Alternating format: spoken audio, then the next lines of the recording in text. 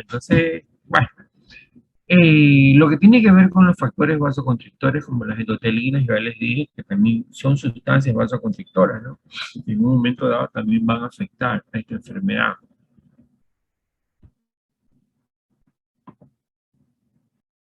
Y ahí ustedes pueden ver, ¿no? Lo que tiene que ver con la arteriosclerosis. O sea, el peligro de estas enfermedades crónicas, yo diría que no son mortales, son tratables, pero no son reversibles, son irreversibles. Es principalmente el colesterol elevado. Entonces, ahí tenemos la arteriosclerosis, prácticamente el ateroma y las plaquetas que se pueden unir y todo lo demás, ¿no? Por eso es que no es malo, no es malo.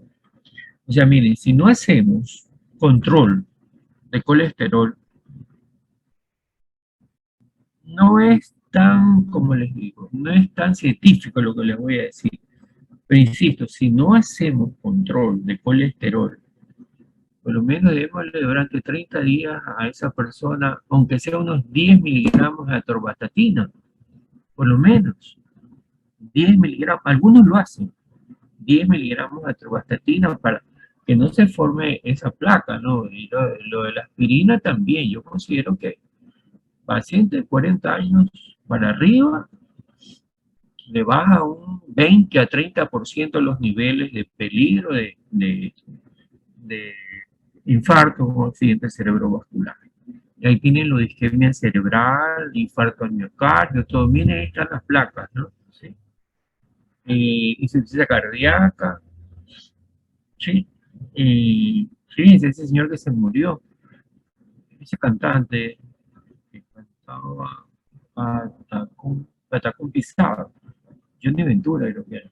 Él murió de una cardiopatía hipertensiva con una insuficiencia cardíaca crónica que se le hizo bien aguda, imposible de tratar. ¿Sí? ¿Qué raza era? Afrodescendiente. Ya. Y lo que tiene que ver a nivel de retina también, el paciente tiene que tener un poquito de cuidado, ¿no? Porque a veces hay, una de las cosas que se puede producir son las retinopatías, el aumento de la presión intraocular, también es un hecho que se puede dar, ¿no? Sí. Yo diría que es más fácil, dentro de lo difícil, tratar a un hipertenso que tratar a un diabético. Porque el diabético, ustedes tienen que controlar un poco de órganos, un pocotón de órganos. En el hipertenso, pues, tienen que controlar una buena circulación principalmente, ¿no? Y con las pastillitas adecuadas, creo que ese paciente va a tener una presión arterial más estable, ¿sí?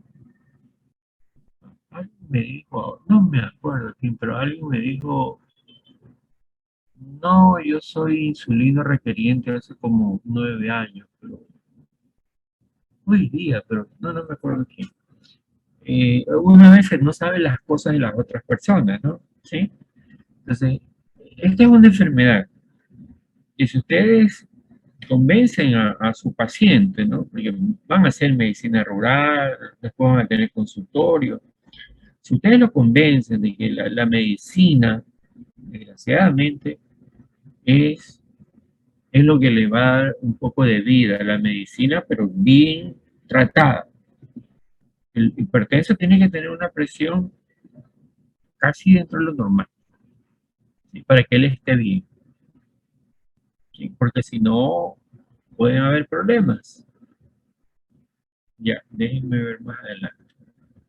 Ya, el objetivo principal del tratamiento es disminuir principalmente el riesgo cardiovascular.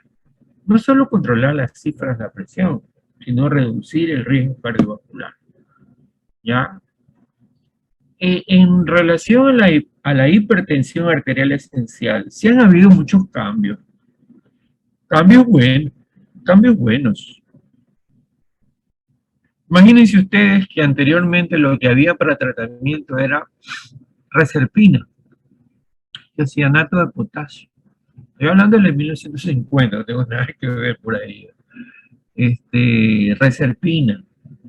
O sea, los diuréticos sí comenzaron hace muchos años, ¿no?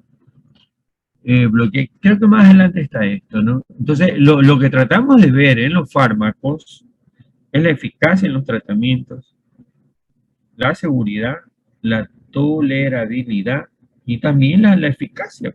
Sí, normal eso, ¿no? Si yo veo que un medicamento está haciéndole bien al paciente, hay un aforismo que dice, oye, si está bien algo, no lo cambies, pues déjalo, si está bien el paciente, ¿por qué le vas a cambiar los fármacos, no? Entonces, la eficacia también tiene que ver en esto, ¿no? Déjenme ver aquí, no, esto no tendrá que ver. Ya. Sí hay nuevas líneas de estudio. Bueno, miren, esto es lo que se dio. Este, 1953, aquí abajito, miren, esto que está aquí. Esta es la hidroclorotiazida.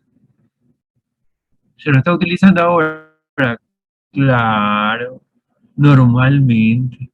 Viene combinada incluso con otros fármacos. Fármaco excelente, los diuréticos triacídicos. Este es el sabio prácticamente, él ya falleció, escocés, que descubrió el propranolol. ¿Se utiliza ahora? Claro que se utiliza. Sigue utilizándose. Las estatinas, este señor sí que es un sabio, aquí lo vendo, ¿no? Estatinas, ¿ya? Una idea, pero increíble todo lo que él hizo.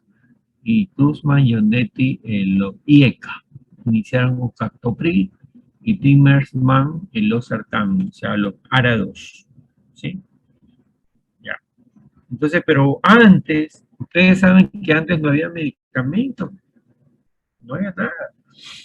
Entonces venían los estudiosos, ¿no? Los científicos, los que andaban con la frutita, que andaban viendo el azúcar, viendo la sal, viendo el agua, ya.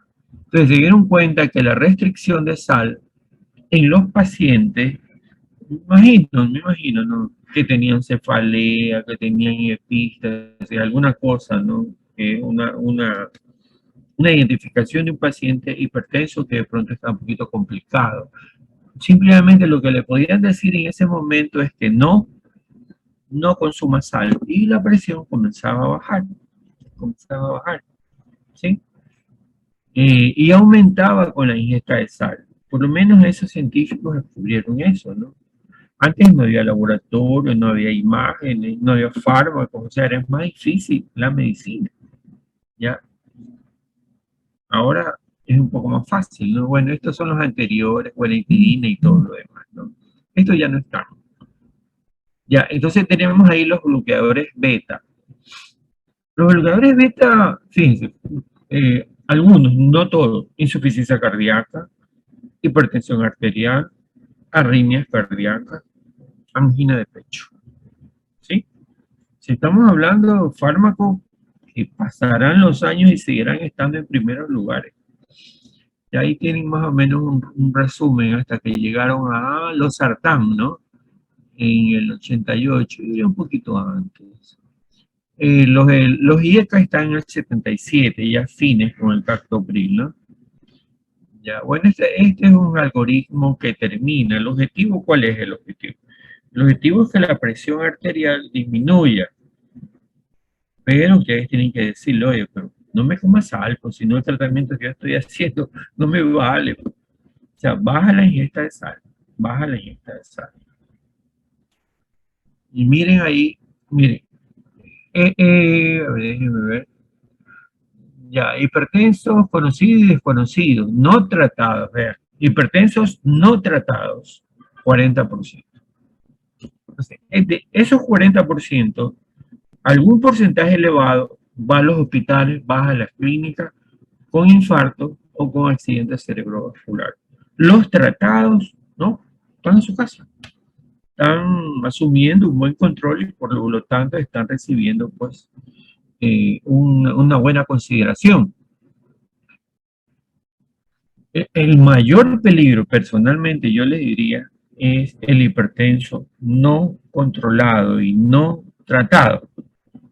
¿Sí? Entonces, allí ustedes son líderes de opinión, muy distinto, con debido respeto, ¿no? médico, a otra, sin. Yo de mis 3 hijos solamente tengo una hija médica, nada más, pero bueno. Mis otros, sí, el otro es ingeniero y el otro es abogada, ¿no? Sí. Entonces, siempre piden la opinión de nosotros. Casi cuando ustedes vayan a la rural se van a dar cuenta. Y la gente va a preguntar, ¿y qué dice el doctor? ¿Qué dice el doctor? O sea, el criterio de uno es respetado en todos los sitios, ¿no? Usted le dicen a un hipertenso, señor, a usted le va a pasar algo si no toma su medicación. Mire, le va a pasar esto, mire, le enseño esta foto, esto le puede pasar. El señor dice, no, no, no, no, hasta ahí nomás yo llego, hasta ahí nomás lo llego, ¿no? Sí, ya. Bueno, este es el esquema histórico, ¿no? Vean ahí ustedes, ¿no? Miren, en el 77 se trabajaba con altas dosis de hidroclortiazida, de clortalidona, clortiazida, ¿ya? Por ejemplo, uno de los que más se utilizaba en esa época era clortalidona. ¿Cuánto se daba? 100 miligramos. 100 miligramos. Clortalidona, 2021. ¿Cuánto se da? Hasta 12,5. ¿Y cómo es eso? El mismo efecto. Dar 100 a 12,5. ¿Y qué pasaba? Las reacciones adversas se caían con 12,5. Pero pueden dar, aquí en el Ocor sea 25. Yo le estoy hablando ya de países, o sea, países, no me acuerdo en este momento, pero estoy hablándole de Suecia, de Dinamarca, de Noruega, de Finlandia, ¿no? En esos países se da 12,5, 12,5 de los diuréticos que así. Recién en 1984, los científicos entendieron que esta patología la podemos tratar tranquilamente con 25 miligramos. 25 miligramos. Y ahora vienen tabletas de 25, de 50 y de 100. Ah, ya el médico tendrá que decidir cuál es el más conveniente. ¿Ya? Y ahí vienen las combinaciones, pues, ¿no? Las combinaciones de los IECA con diuréticos, de los ARA2 con diuréticos, de los ARA2 con antagonistas del calcio. Hay un poco de combinaciones en este momento, ¿no? Lo importante es que la presión arterial casi se normalice, ¿no? Ya.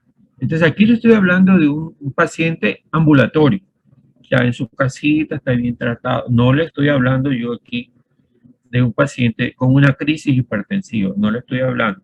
Ya, hay dos corrientes, miren. El que no se trata tiene dos caminos.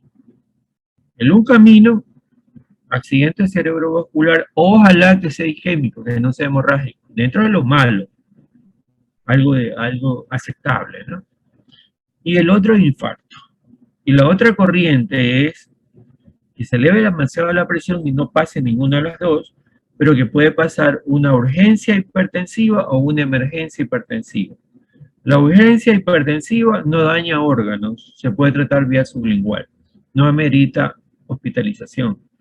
Pero la emergencia hipertensiva toca órganos, toca corazón, riñón y ojos.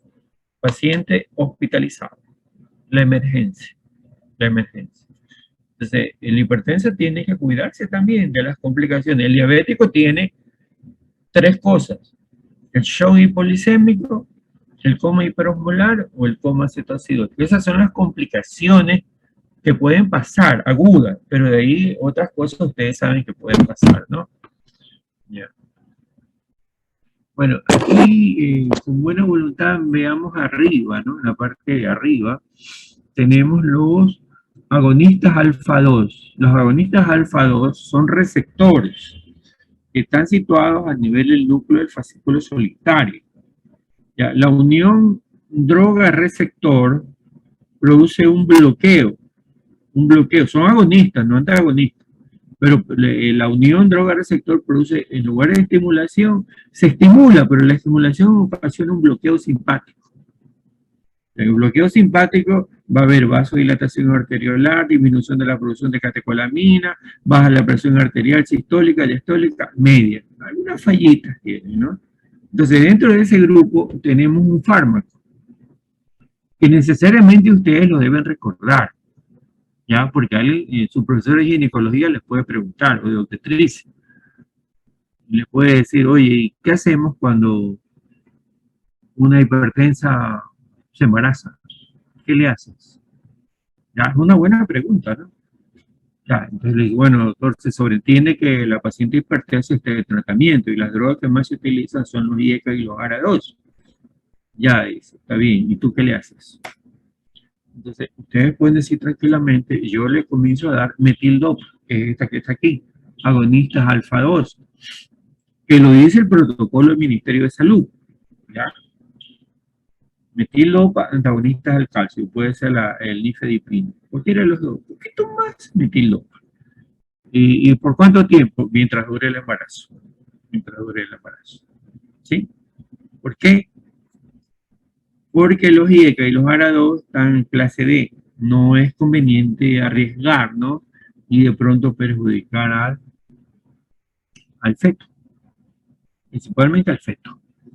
Entonces, esos son los agonistas alfa 2 central presinápticos. Estamos hablando principalmente de dos, que es la metildopa y el otro es la clonidina. Hay un poco más, pero no vamos a hablar de todo. Estos son el siguiente, o sea, el que está aquí, vean, este que está aquí, son los bloqueantes alfa 1, periféricos, o sinápticos, ya no son presinápticos, en todo el organismo, ¿sí? En los vasos. Entonces, ¿este qué va a producir?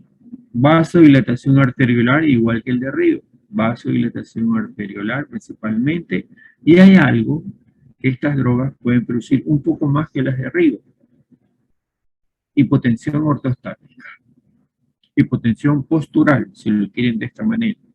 Pero ustedes tienen que tener mucho cuidado cuando administren estos medicamentos que están aquí.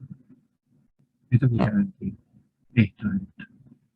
Aprazosina, terazosina, alfusosina, tansulosina y un poco de nombres, ¿no? ¿Sí? Tienen que tener un poquito de cuidado. No es que le van a dar, señor, tómese eso una vez al día por la noche, no. Hay que decirle completo, vea. Usted se toma eso sentado o acostado. Si usted se para, le da un síncope y se me puede caer y ahí no es mi responsabilidad. Por lo menos 3 a 4 semanas. Bajar la dosis a la mitad. ¿Sí? O sea, ahí podemos hacer algunas cosas. Ustedes dirán, ¿y esos medicamentos se están utilizando? Un poquito menos. Pero tiene valores, tiene fortalezas. ¿Cuál? Los bloqueantes alfa periféricos. ¿Cuáles serían? Cuando ustedes vayan a dar un tratamiento, ¿qué tienen que hacer? Ver al paciente, ¿no? Ven a su paciente, factores de riesgo. Y ven el fármaco, factores de riesgo. Su paciente tiene que tener buen colesterol, ácido úrico, glucosa, todo lo que se pueden generar factores de riesgo aumentados. Fármacos igual. Entonces ustedes ven los factores de riesgo que pueden aumentar o disminuir la prazosina, la tansulosina y todo lo demás, ¿no? Y se dan cuenta que estos son los fármacos que mejor bloquean los factores de riesgo. Porque estos fármacos, ¿no? Prazosina y todo lo demás, ¿no? Bajan colesterol, bajan triglicéridos, bajan LDL, suben un poquito HDL, un poquito la glucosa también tiende a disminuirse, o sea, son positivos en factores de riesgo. Los fármacos, cuidado. Ahora,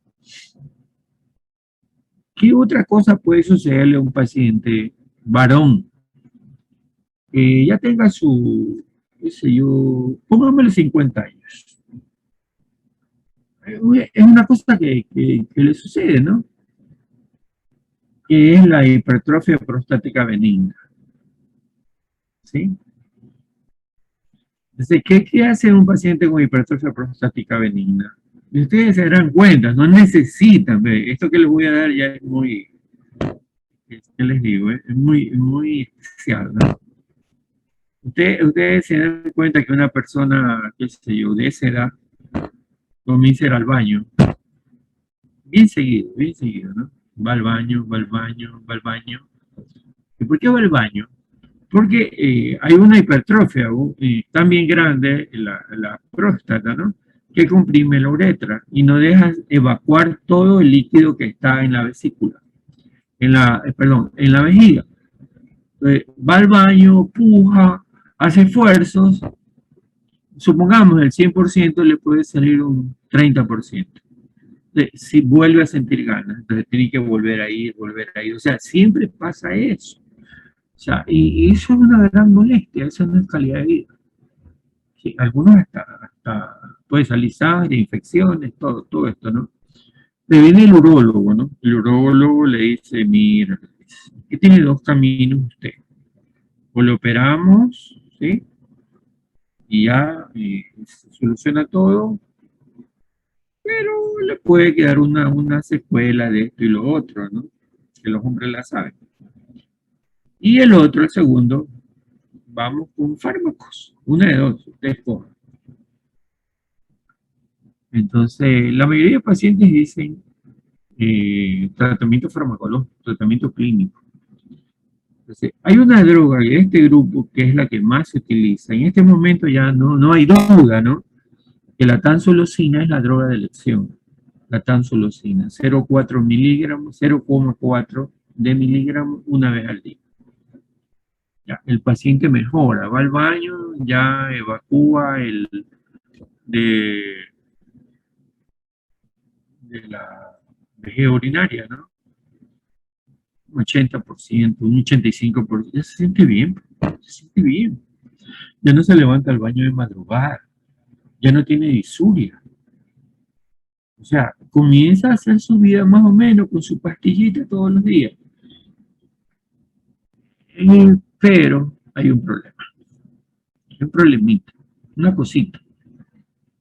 Esta droga les puede producir en los pacientes eyaculación retrógrada, o sea, no para afuera, para adentro.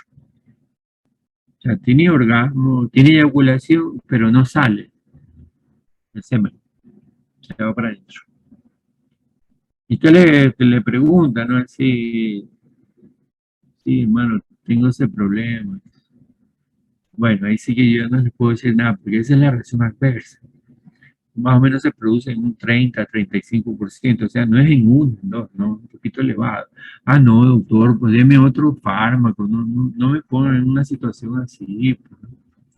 Ya, el otro es el finasteride también, el finasteride, que tiene otras acciones, otros niveles. Esta es una acción, se puede decir hasta mecánica, pero produce el mismo efecto. O sea, los dos. La tansulosina y el otro produce el mismo efecto. Más se utiliza la tansulosina. O sea, ¿qué les quiero decir? Ya, no están en drogas de primera línea, pero tienen que saber más o menos ustedes, ¿no? Que una hipertensión puede ir con una hipertrofia prostática benigna y no la debemos descartar. Este grupo de fármacos, porque puede ir tranquilamente para las dos enfermedades. Dice ahí bloqueantes del receptor de angiotensina. La angiotensina 2 tiene un receptor que son los receptores AT1, entonces viene los sartán, supongamos, y bloquea, no deja salir a la angiotensina 2, por lo tanto ya no va a haber vasoconstricción ni todas las cosas que producen estos fármacos. Los IECA no, los IECA inhiben la enzima de conversión de la AG1 a AG2, ¿no? Inhibe la degradación de la bradictinina, ¿no? ¿Sí? Pero los dos son excelentes. Los IECA producen tos por la bradictinina que libera prostaglandina. Los otros ARA2 no producen tos. A ver, tenemos los bloqueantes beta. Aquí sí podemos generalizar. Los bloqueantes beta sí se utilizan en la hipertensión. Uno de los que más se utiliza es el atenolol. Atenolol, sí, un buen medicamento. Y los diuréticos, que ya ustedes saben, el diurético no es un medicamento que que lo vamos a utilizar toda la vida, lo podemos utilizar en asociaciones, eso sí, en asociaciones, con otros fármacos. Por ejemplo, así, rapidito, ¿no? Vamos a dar un IECA. ¿Qué hace el IECA? Con potasio. Ahí lo estable o lo sube. O sea, puede haber hipercalemia, el IECA, en un paciente. Pero si le ponemos un diurético tiacídico combinado, puede ser la hidroclorotiazida, ¿no? Los dos en una sola pastilla. Y la molestia del potasio ya no va a haber, porque se complementan, no se contraponen el uno con el otro. Mientras el uno sube, el otro baja. Entonces hay un equilibrio, hay un neutro, grado neutro ahí, ¿no? Ya. Entonces, se utilizan los siguientes fármacos para el tratamiento de la hipertensión arterial: beta bloqueadores, antagonistas del calcio, inhibidores de la enzima de conversión. Luego tenemos los diuréticos, antagonistas de los receptores de angiotensina, los antirrenina, que es el aliskiren, antirrenina, los vasodilatadores musculotrópicos directos. Ya no se utilizan, a ver, los bloqueantes adrenérgicos, eso sí, ¿no? Pero los bloqueantes ganglionares, eso ya no se utiliza. Como la guanetidina, eso no se utiliza. En los antihipertensivos centrales, yo les digo, ustedes van a ver, en 100 recetas de pacientes con hipertensión, busquen la metildopa, no la van a encontrar, no la van a encontrar, porque ya no se utiliza. Pero no se puede dar el lujo de decir, sácame la metildopa del cuadro básico y las embarazadas. ¿Cómo tratamos? ¿Sí? Entonces son medicamentos de primera elección en determinado grupo. Hipertensa que se embarazó, pasa a metildopa o pasa a antagonistas del calcio, una de dos. Que el médico tratante resuelva eso. Esos son los antihipertensivos centrales. A ver, ahí estamos hablando. O sea, el tratamiento farmacológico tiene que darse, que quede claro, ¿no? Esto no es como algunas personas que, qué sé yo, que tienen la otra enfermedad que es la diabetes, y ellos dicen, no, yo solamente como plantas, yo soy vegetariano, yo no tomo medicamentos, pero vayan a verlo ustedes, pues, casi no tienen masa muscular, han perdido prácticamente toda su contextura, ¿no? Entonces, eso es peligroso. No creo que debemos llegar a eso, ¿no? ¿Sí? Y no me digan, porque hay algunas personas que piensan así, se mantienen así y es difícil cambiarlo. ¿Sí? Un eso de la vacuna, que un doctor me dijo que no me ponga y tienen ese criterio y no se la ponen. Así pacientes. La presencia o no de afectación orgánica, por ejemplo, sin hablar, digamos, peyorativamente, ¿no? Pero un paciente hipertenso que ya tiene una nefropatía, yo diría que ya tiene un problemita, ¿no? Ya tiene algo que cargar, como una cruz, ¿no? Si esto va avanzando esa nefropatía, entramos a hemodiálisis, ¿no? La retinopatía también, mucho cuidado, sobre todo con retinopatía de glaucoma. Hipertrofia ventricular izquierda puede darse en pacientes no tratados, ¿no? O no tratados con las drogas que evitan precisamente la hipertrofia ventricular izquierda, como son los IECA, los ARA2, algunos que otros bloqueantes beta, algo los diuréticos también. Y las comorbilidades, como es una diabetes tipo 2, ¿no? ¿Sí? O sea, aumentamos un poco. Un paciente hipertenso que tiene hipertensión y diabetes, tiene que tomar medicación para la hipertensión y para la diabetes, ¿sí? Más los fármacos para bajar los niveles de colesterol y más los fármacos antiagregantes plaquetarios. Estamos hablando de unos 5 o 6 fármacos al día. Así es. Ya, la mayoría de pacientes, no, todos deben iniciar un tratamiento antihipertensivo con un diurético, ¿no? Sí. O sea, ¿qué hacemos cuando un paciente lo van a atender ustedes en emergencia? Lo estabilizamos. ¿Qué le pasa en primer? Ya, tiene una, qué sé yo, tiene una glicemia de 500, de 600, ya vamos estabilizando. El primero, que esté en un valor normal, que no esté en juego la vida de él. Tiene una hemorragia, doctor, ya suturamos eso, vemos y ahí hacemos una placa a ver si se debe operar o no se debe operar. Eso se llama estabilización, ¿no? ¿Qué igual pasa aquí, no? Podemos comenzar. Si el paciente va a la consulta y es hipertenso es porque tiene alguna molestia. Entonces, depuramos de pronto el exceso de sal con un diurético tiacídico, ¿no? A bajas concentraciones. Eso es lo que debe ya, deben ustedes ya aprender eso, ya. No digo aprender, digo aprender, o sea, como que sea algo ya de ustedes. Los diuréticos tiacídicos en la hipertensión se los maneja con bajas concentraciones. A ver, veamos.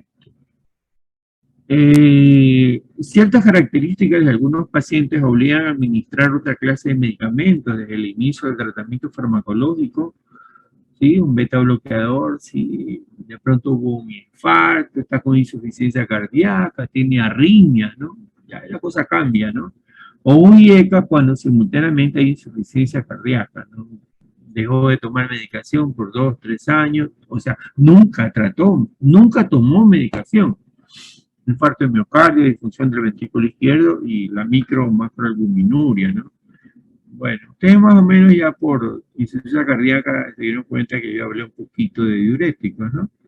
Ya, vamos leyendo esto. A ver, si tras efectuar adecuadamente los cambios en el estilo de vida que se han comentado, la presión arterial persiste elevada en controles periódicos, debe completarse entonces con un abordaje farmacológico y podemos pensar en un diurético, ¿sí?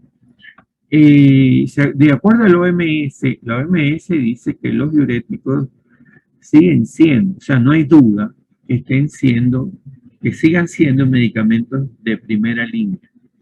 Un tratamiento clave en el tratamiento. Miren, no es que vamos a trabajar todo un siempre, ¿no? Todo un siempre con un diurético. Porque si ya conseguimos que el paciente esté con un nivel normal de presión arterial, ya no necesitamos tanto un diurético, ¿no? Sí, pero si un paciente hipertenso menciona que le duele la cabeza, que se siente mal, de pronto le tomamos la presión y la tiene un poquito elevada. Entonces, hubo una ingesta de mucha sal seguramente en los días anteriores, ¿no? Entonces, ese paciente necesita pues, un diurético por unas 2, 3 semanas. Según la normalidad, ya el diurético, dependiendo de lo que diga el médico y el cuadro clínico del paciente, lo puede suspender, ¿no? Ya. Hasta el momento actual, son conjuntamente con los beta bloqueadores, han demostrado en estudios a largo plazo reducción significativa de la mortalidad secundaria a hipertensión, cardiovascular y sobre todo cerebrovascular. No va muy bien para la cardiopatía isquémica. No muy bien. Su efecto protector está ligado fundamentalmente a la reducción de las cifras tensionales. La reducción del amor y mortalidad es más significativa sobre el accidente cerebrovascular y la insuficiencia cardíaca que sobre la cardiopatía isquémica. Eso es cierto. ¿Ya? A ver, déjenme ver si hay aquí. La reducción del amor es más significativa sobre el accidente cerebrovascular, ya lo dije, y la insuficiencia cardíaca que sobre la cardiopatía isquémica, ¿no? A ver, ¿qué hablamos aquí? La presencia de efectos secundarios indeseables, como la hipopotasemia, puede generar arritmia, puede generar calambres, incluso trastornos cardiovasculares graves. ¿Ya? Entonces, miren, siempre que ustedes den un diurético, piensen en la hipocalemia. Piensen en la hipocalemia. No le dejemos al paciente el diurético y ya se fue, regrese después de 30 días. ¿Y qué hace el paciente si comienza a presentar calambres frecuentemente por baja de potasio? ¿Sí? Entonces díganle al paciente qué debe hacer, qué puede hacer, ¿no? Entonces hay alimentos buenos, hay fármacos también que se pueden utilizar, los ahorradores de potasio. O sea, conjuntamente, a ver, ahí aclaro, no solo los ahorradores de potasio, no, unidos a las tiacidas en una sola presentación. ¿Ya? No, no es que estoy diciendo, yo estoy diciéndole espironolactona, plerrenona, milorida, estreno, no, unido a uno a los otros. Ahí el nivel de potasio se establece. Está dentro de lo normal, ¿no? Entonces lo que podríamos hacer o darle frutos, ¿no? Como tomate, guineo. Ya. Estos son, aquí estamos repitiendo lo que ya vimos, ¿no? Las tiacidas, los diuréticos de asa y los diuréticos ahorradores de potasio. En realidad, en la hipertensión, las drogas que más se utilizan son las tiacidas. En un hospital, la droga que más se usa es la furosemida, que es un diurético de asa de Henle. Los diuréticos ahorradores de potasio son los que le dije. No los podemos considerar, no los vamos a considerar como monofármacos, porque el efecto antihipertensivo es dependiente del efecto natriurético, eliminación de sodio. Entonces, el que más produce eliminación de sodio se llama diuréticos de asa. Por lo menos el doble de las tiacidas. Y los ahorradores de potasio tienen un 8 o 9%, no tiene más. Entonces, no vamos a trabajar con un ahorrador de potasio como monofármaco. Tenemos que unirlo a uno de los dos grupos anteriores. Y así está por un 20%, pero estos están muy bajos. Ahí pueden ver ustedes las tiacidas, ¿no? La clorotiacida, la hidroclorotiacida. Esa es la dosis que ustedes deben tener. 12,5, 25, yo diría. 50 ya en una situación exagerada. Y en la clortalidona también estamos con lo mismo, ¿no? ¿Dónde está la otra? La clortiacida aquí ya cambia 125 a 500. Estos son los de ASA. La furosemida, el ASEN, ¿no? Puede venir en ampollas o en tabletas, ¿no? Y ahí se puede dar también esa que está aquí. Yo al menos no la veo completamente, pero es la bumetanida. Que la dosis, la presentación viene en 1 miligramo. Tiene el mismo efecto de la furosemida. Ustedes me preguntan, a ver, ustedes me preguntan, de todos estos diuréticos, ¿cuál es el que más se utiliza en hospital? Es este, furosemida. En hipertenso, incluso en hipertenso, porque ya pasó del ambulatorio a hospital, ya falló algo ahí, ya falló algo. Entonces, el más efectivo es la furosemida. Incluso, en un paciente que esté con una emergencia hipertensiva, ¿no? O sea, es el tope, ya lo que hay que cuidarlo, mucho cuidado. Ese paciente va a estar en unidad de cuidados intensivos. O sea, ahí damos principalmente dos medicamentos. En una emergencia, digo, ¿no? Nitrocruciato de sodio y el otro es furosemida. La furosemida mejora incluso la función renal. Los de arriba no, los tiacídicos no. Entonces es mejor manejarlo en un hospital con furosemida. De que si el paciente va al hospital a hospitalizarse, pues digo, es que falló algo dentro del esquema de tratamiento. Ahí tenemos la espironolactona, es la droga madre, se puede decir, 25 pacientes, antereno 50 a 150, y amiloridas 5 a 10, ¿no?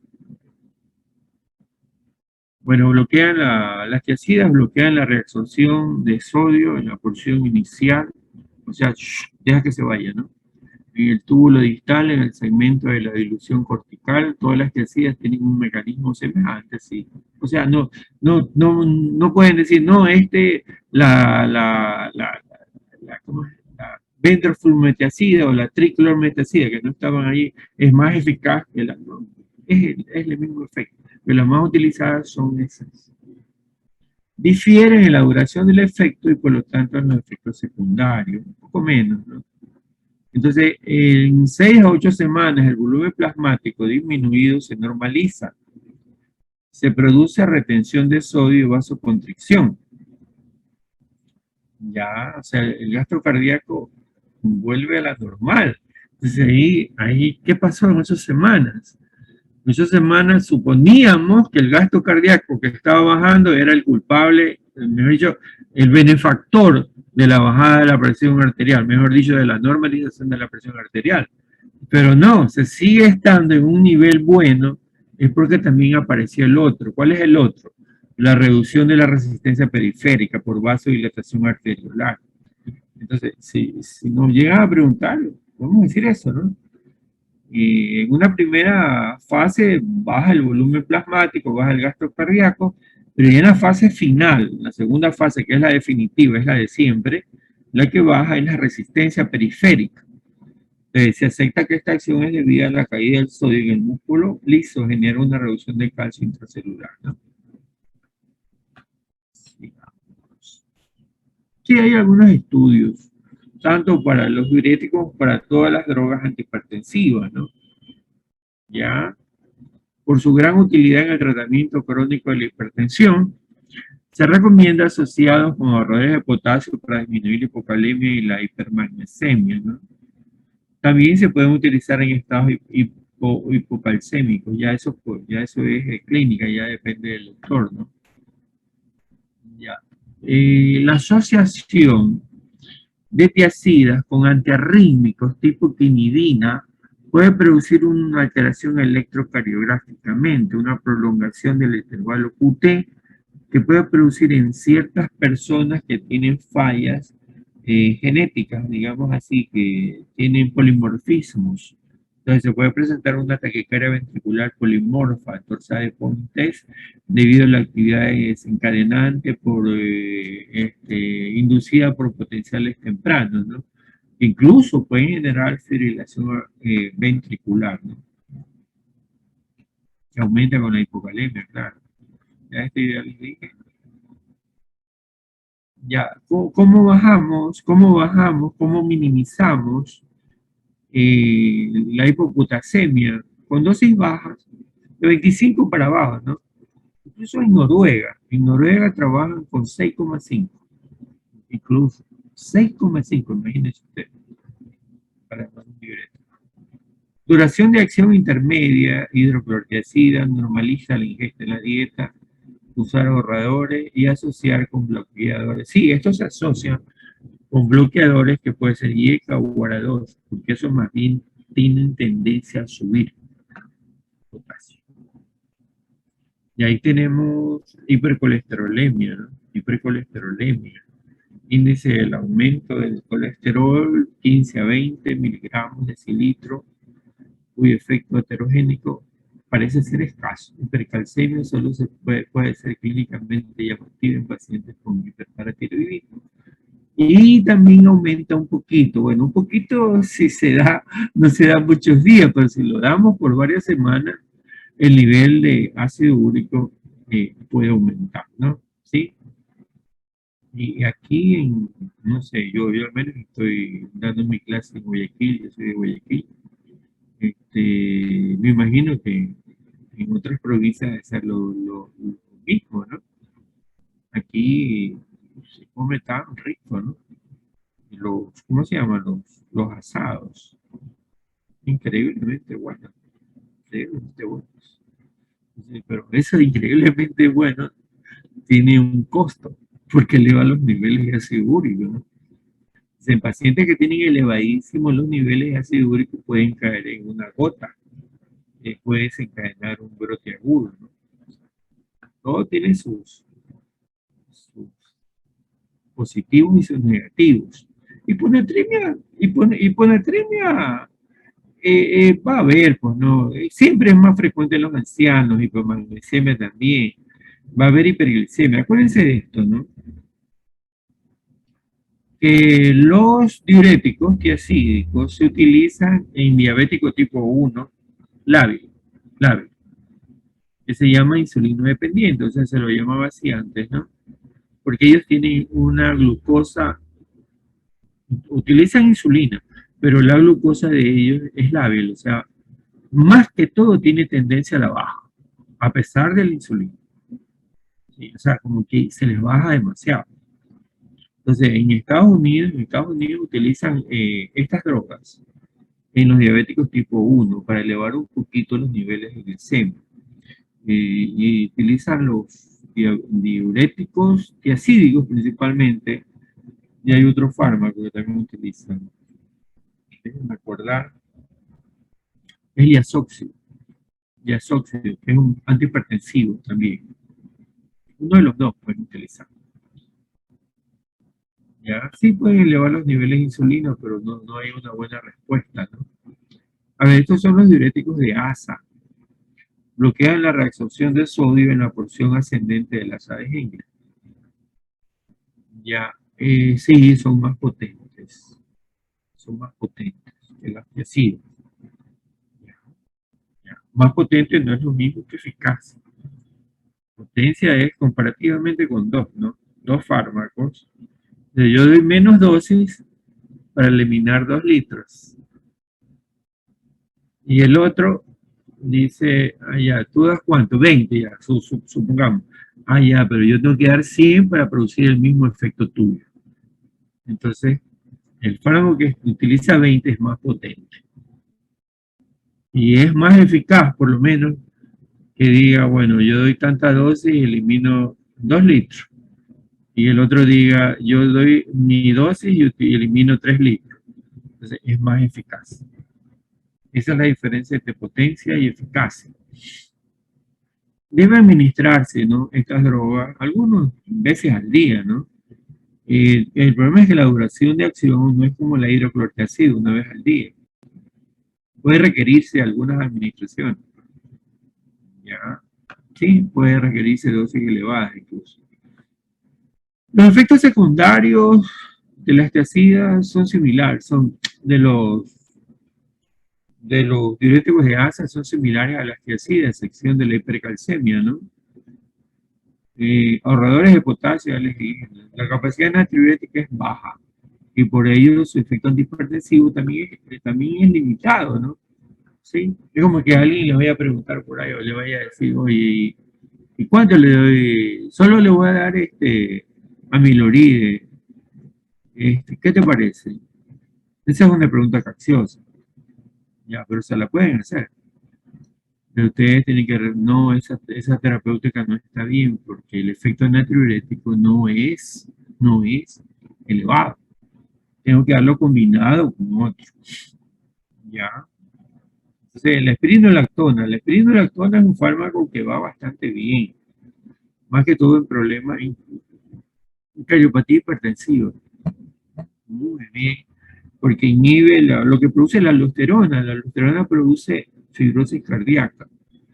Entonces, eso lo que van a hacer es inhibir un bloqueo competitivo de la aldosterona en el túbulo contorneado distal y el trantereno y la amilorida inhibe la secreción tubular de potasio.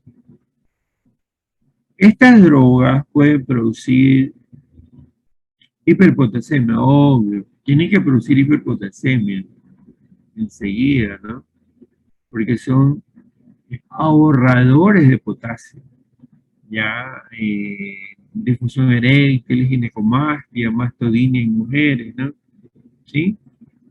Ya, el trantereno rara vez, pero sí pueden producir, más que todo pueden producir hiperpotasemia, ¿no? Estas son las indicaciones de los diuréticos. Son pacientes mayores de 70 años, raza negra, por ejemplo, en los altos consumos de sal. El paciente, perdón, el paciente tiene alto consumo de sal, o sea, yo realmente no soy muy partidario de la sal, ¿no? Pero bueno, me imagino que en la comida debe venir alguna cantidad, ¿no? De sal, pero yo ponerle sal a la comida, no, no. Pero tengo eso de pequeño, ¿no? O sea, no tengo esa característica, ¿no? Eh, sí, yo no le echo. A veces, y me da por echarle, a ver, pimienta, el polvito ese que se parece a la sal, el puro, ¿no? Ah, si me quiero comer un huevo duro, le echo pimienta, pero sal. ¿Mm? Y si le sabe bien, sí, le sabe bien. Me imagino que con sal ha de sentirse mucho mejor, ¿no? Así como algunas cosas, pues. En ese asunto, los de raza china, ellos comen la comida, yo no les puedo decir casi sin sal, ¿no? Porque si no los chifas no estuvieran llenos. Pero ellos, cuando van a comer, sí. Y la comida de ellos casi sin sal. O sea, ellos, digo, los chinos, cuando se agrupan, ¿no? Ellos comen casi sin sal. Yo tuve la oportunidad de estar en Beijing y alguna vez entré a un restaurante. Casi la comida era sin sal. Casi la comida era sin sal. Y bueno, así, tanto como así, ya no, ¿no? O sea, el sabor no era tan bueno.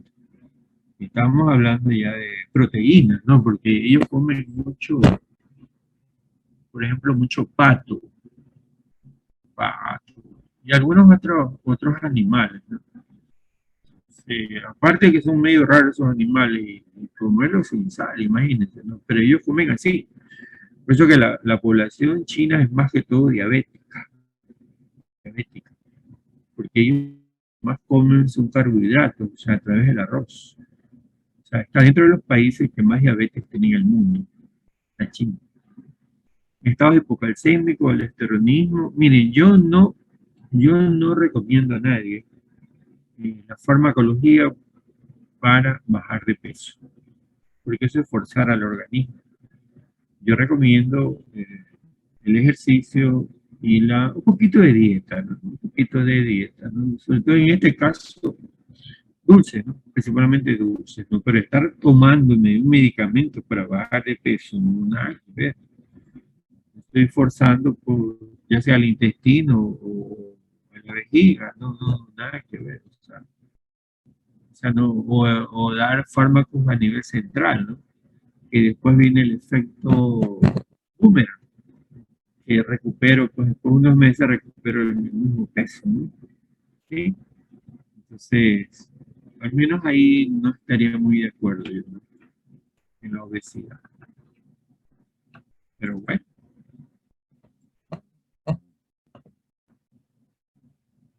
a ver, son consecuencias, las reacciones adversas son consecuencias de acciones renales y se presentan con dosis que inducen una diuresis forzada, ¿no?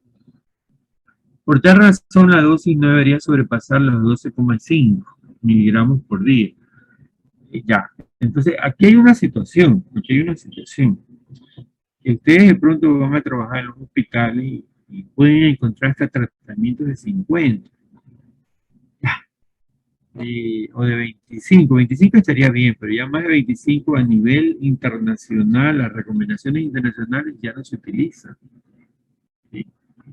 Las que hacían más utilizadas en el tratamiento crónico de la hipertensión, ¿no? Las tiazidas, dice, son las más utilizadas en el tratamiento crónico de la hipertensión. La clortalidona, que es el hidrotón, se puede utilizar sola y la hidroclorotiazida se la combina con IECARA-2 o con cualquiera de ellos, ¿no?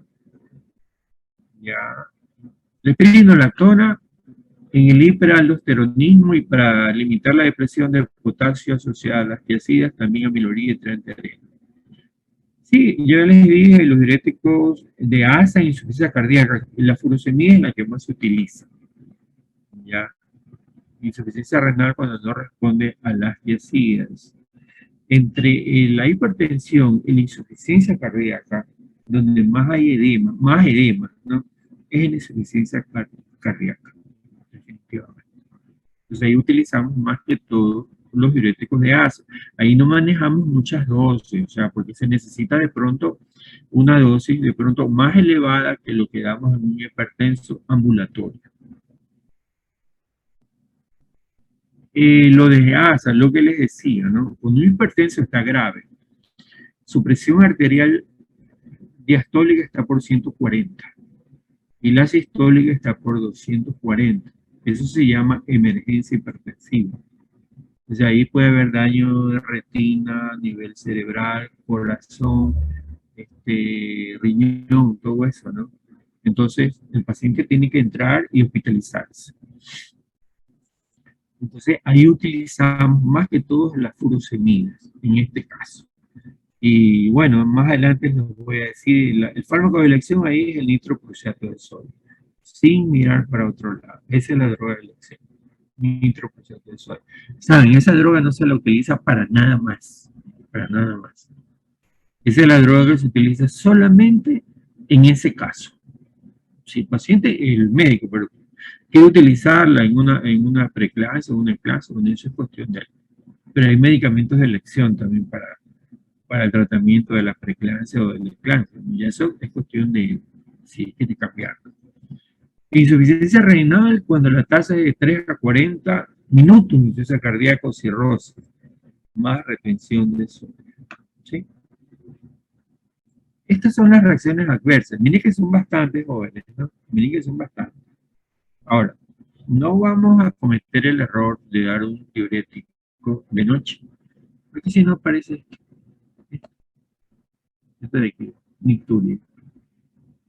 El paciente tiene deseo de ir al baño y tendrá que ir. Entonces mejor lo damos una hidroclorotiazida, una clortalidona durante el día, ¿no?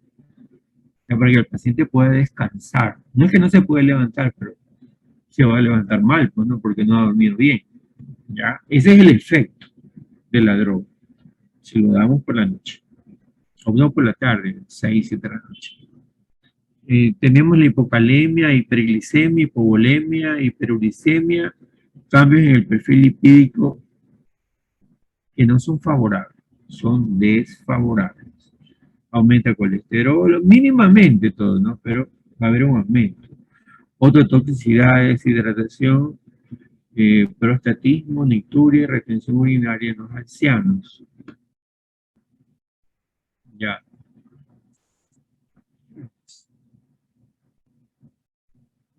Bueno.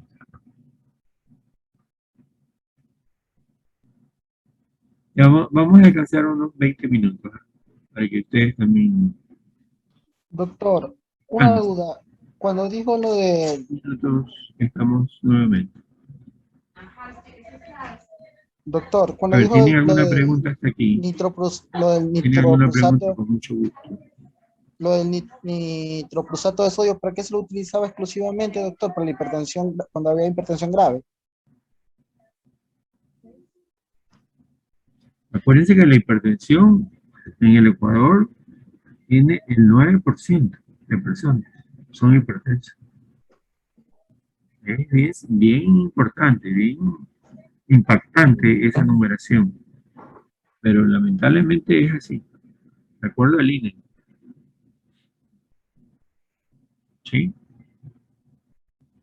Bueno, en todo caso, regresamos.